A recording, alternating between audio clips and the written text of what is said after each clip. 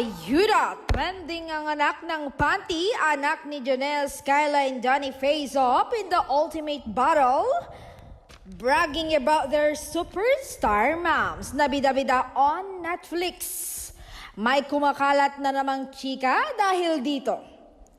Chika sa industriya, hindi type in real life ni Donnie Pangilinan si Bel Mariano.